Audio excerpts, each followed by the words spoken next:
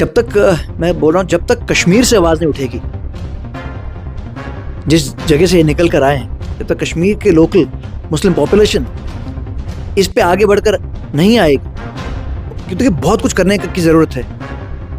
मैं उनसे भी रिक्वेस्ट करता हूँ, हम लोग वहाँ पे जाना चाहते हैं, उनका वेलकम करना और उस तरीके से, ये नहीं सिर्फ लिप सर्विस के लिए, अगर वो भी बढ़ चढ़ के बात करें तो डेफिनेटली कुछ ना कुछ हल ज़रूर निकल सकता है। पर एक साजिश के तहत इस पूरे समुदाय को वहाँ से धकेला गया।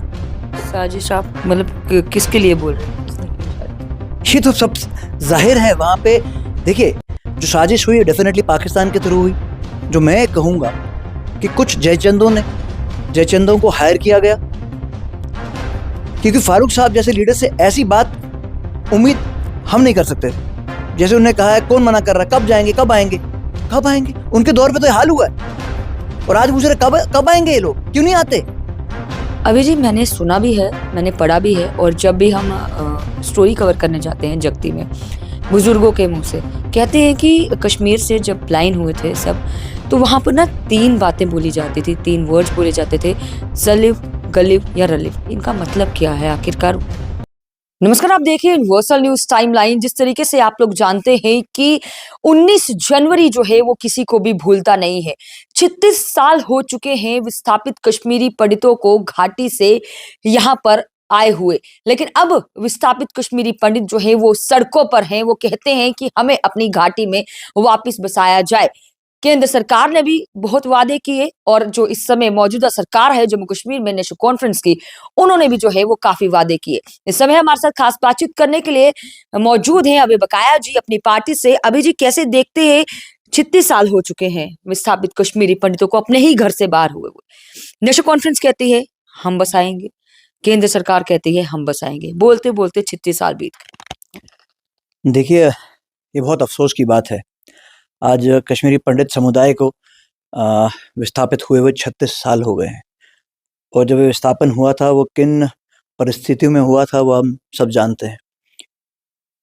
अफसोस इस बात का है कि आज भी कुछ लोग वहाँ पर ऐसे हैं जो इस बात को मानते नहीं हैं कि ऐसी परिस्थितियाँ बनाई गई या ऐसी परिस्थितियाँ बनी जिस पे उनको अपना सब कुछ घर बार छोड़ के वहाँ से निकलना पड़ा।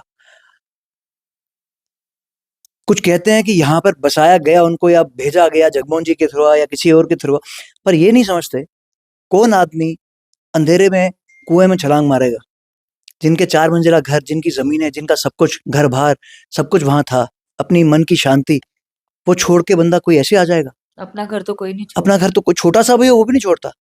ये लोग वहां बसे खुशहाल बसे हुए थे, और कश्मीरी पंडित समुदाय का ये हमेशा से रहा है, वो जहां भी रहे हैं शांतिपूर्वक रहे हैं और अपना घर बार चला रहे थे।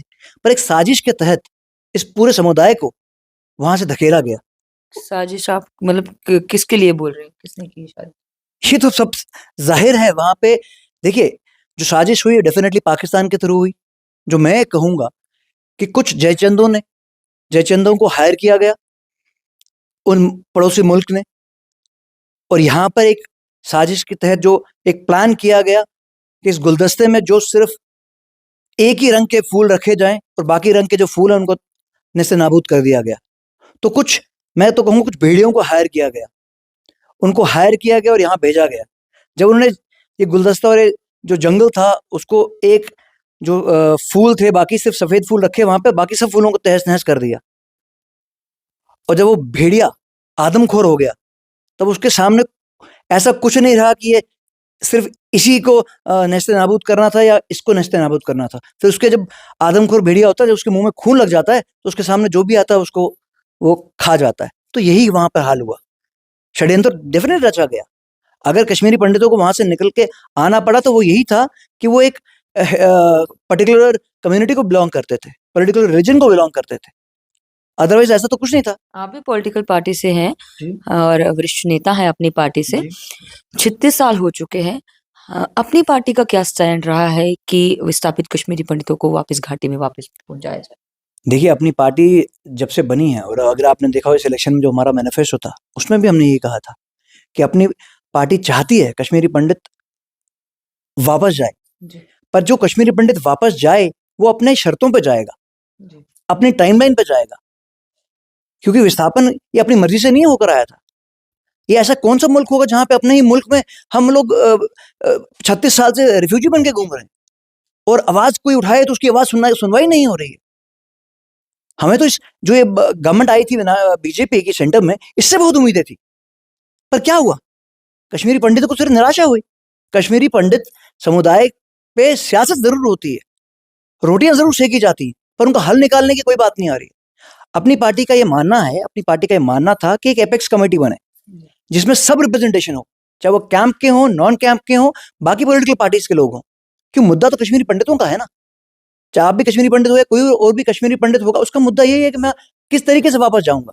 तो जो रोड मैप बनेगा, वो रोड मैप रिप्रेजेंटेशन जो कश्मीरी पंडित के करते हैं उनके साथ होगा, ये एसी कमरों में बैठ के नहीं होगा। नहीं, उमर अब्दुल्ला साहब ने भी कहा था इलेक्शन से पहले, मैनिफेस्टो में तीसरा पॉइंट था उनका कि मेरा सबसे पहला कार्य जो है वो सरकार में जितने, अगर सरकार हमारी बनती है तो हम लोग विस्थापित कश्मीरी पंडितों को घाटी में सेफ्टी और सिक्योरिटी के साथ वापस पहुंचाएंगे। 96 के इलेक्शन में भी यही कहा गया था, जब ये लोग फुल मेजोरिटी से आए थे। उसके बाद क्या किया गया? इलेक्शन के वक्त बहुत कुछ वादे किए थे इन्होंने। कश्मीरी पंडितों की बात में छोड़िए, बाकी जो वादे इनके मैनिफेस्टो में किए, उनमें से कौन सा इन्होंने पूरा किया अभी तक? आम जनता के लिए क्या इन्होंने काम किया है? कश्मीरी पंडितों का एक सेंसिटिव इशू है, और ये सेंट्रल गवर्नमेंट के बिना नहीं होगा। यहाँ ये अपने मैनिफेस्टो में रखेंगे, पर उस पर इम्प्लीमेंटेशन कुछ भी नहीं कर रहे हैं। बात करने से क्या? और मेरे को अफसोस होता है फारूक साहब जैसे इतने बड़े लीडर, वो तो बोल रहे हैं जाइए, जाते क्यों नहीं? उन्होंने जो ये बयान दिया है उससे बहुत दुख हुआ है। मेरे को लगता है पूरे समुदाय को दुख हुआ है, क्योंकि फारूक साहब जैसे लीडर से ऐसी बात उम्मीद हम नहीं कर सकते थे।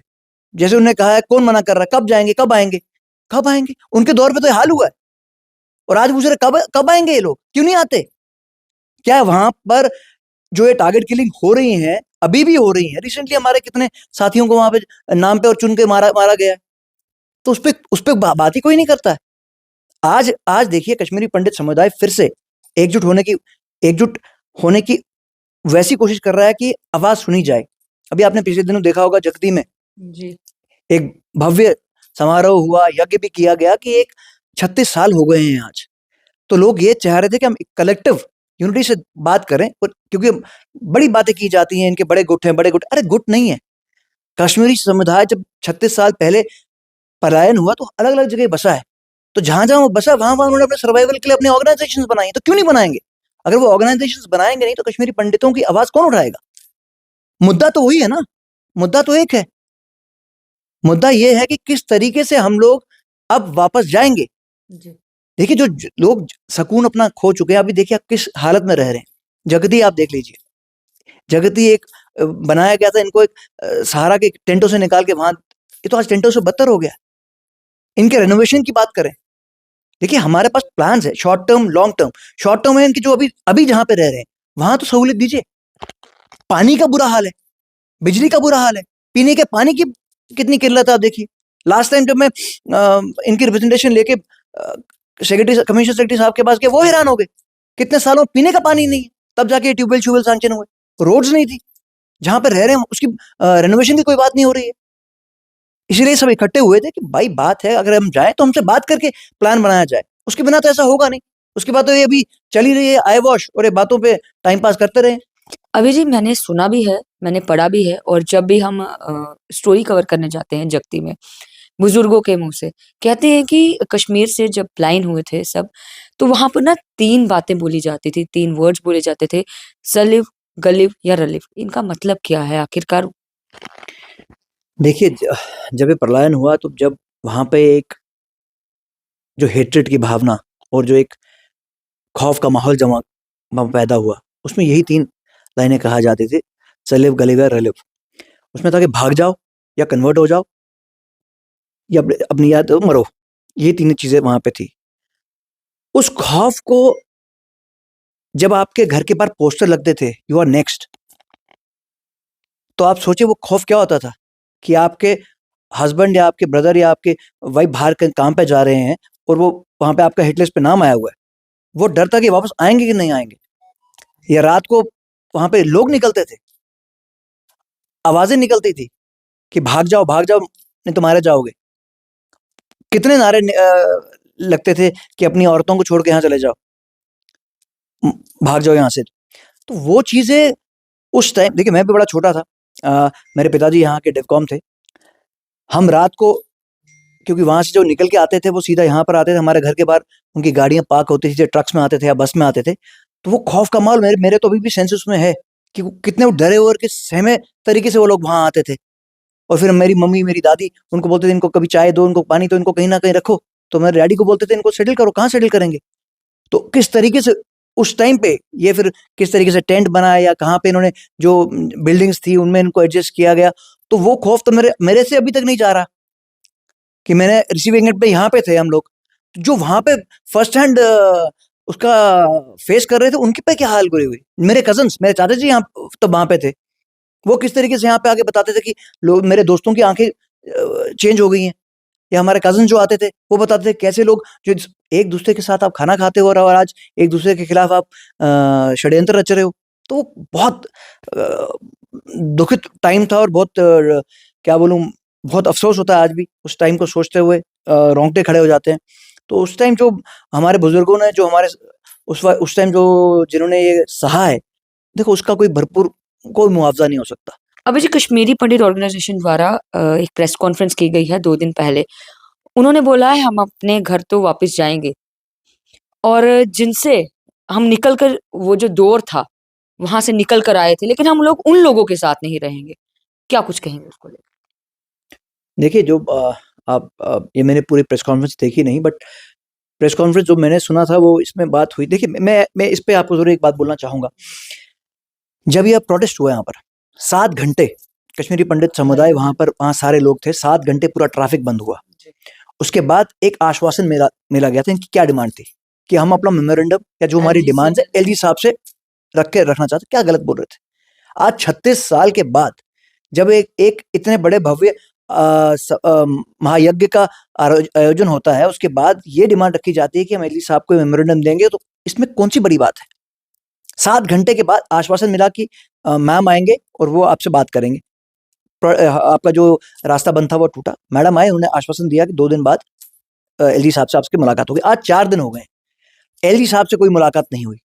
क्या एलजी साहब के पास इतना भी टाइम नहीं है कि कश्मीरी समुदाय, पंडित समुदाय के लिए कि वो 2 मिनट दे सके? क्या कश्मीरी पंडित समुदाय अपने ही देश में इतना भी इंपॉर्टेंस नहीं रखता कि वो 2 मिनट एलजी साहब के मांग रहा है अपनी डिमांड रखने के लिए? वो भी टाइम नहीं मिला जा रहा उनको। आश्वासन के बाद आज भी उनको टाला जा रहा है। कश्मीरी पंडित समुदाय के साथ हमेशा यही हुआ है।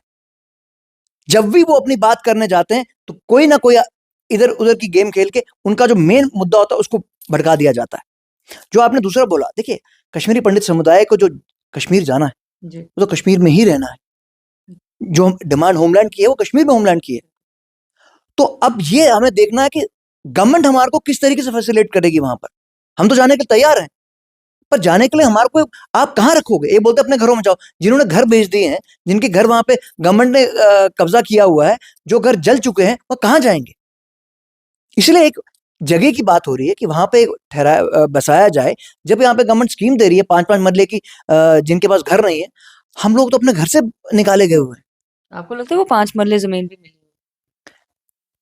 इनकी बातों में, इनके जो ये एड्स देते हैं उसमें तो जरूर मिली है। यहाँ पे भी इतने सारे लोग हैं जो बोलते हैं, जो बेचारों के पास है नहीं, जिनको देनी चाहिए। देखिए इस गवर्नमेंट से, खासकर मैं कश्मीरी पंडित समुदाय की बात करूं, इस गवर्नमेंट से बहुत उम्मीदें थी कि इस गवर्नमेंट से कश्मीरी पंडित समुदाय का कुछ समाधान होगा। पर आप देखिए फर्स्ट टाइम यही गवर्नमेंट थी जिसमें इनका रिलीफ बंद हुआ। फर्स्ट टाइम इसी गवर्नमेंट में इनका जो कैश असिस्टेंट आदि वो बंद हुई। इसी टाइम पेंशन इनकी बंद हुई, राशन बंद हुआ, इसी गवर्नमेंट में हुआ ना। तो अब इसी गवर्नमेंट से हम ये अपील करें। सेंटर में तो यही लोग हैं। तो इससे हम फिर से ये उम्मीद करते हैं कि जो ये सब कुछ अभी बात हुई है, और एलजी साहब से मैं रिक्वेस्ट करता हूं, जो हमारी रिप्रेजेंटेशन आपके पास लेना चाहते हैं, आप सिर्फ 10 मिनट उनको दीजिए, उनकी सुन लीजिए। डिमांड तो कश्मीरी पंडित समुदाय की है ना, चाहे एक रखे या 2 रखे, बात तो कश्मीरी पंडित पूरे समुदाय की कर रहे हैं। तो उसमें 2 मिनट देने में मेरे को लगता है कोई इतनी बड़ी बात नहीं है। अभी जी बहुत-बहुत शुक्रिया अपना कीमती समय देने के लिए हमें। मैं हमेशा जब कश्मीरी पंडितों की बात करती हूँ, वो दर्द जो उन्होंने सहा है, शायद से हमने कभी महसूस भी नहीं किया होगा। मैं कश्मीरी पंडित, अपने देश में दंडित। मैं घर वापस कैसे जाऊं, मेरे दिल में डर भय है, मैं 89-90 का दर्द भूला नहीं, भूली नहीं, मैं कैसे जाऊं, ये कश्मीरी पंडित कहता है। आपकी क्या कुछ राय है जरूर कमेंट सेक्शन में रखिएगा। इस वीडियो को ज्यादा से ज्यादा शेयर करेगा और तमाम खबरों के लिए जुड़ेगा यूएनटी के साथ, वीडियो जर्नलिस्ट के साथ समीक्षा वर्मा, यूएनटी जम्मू।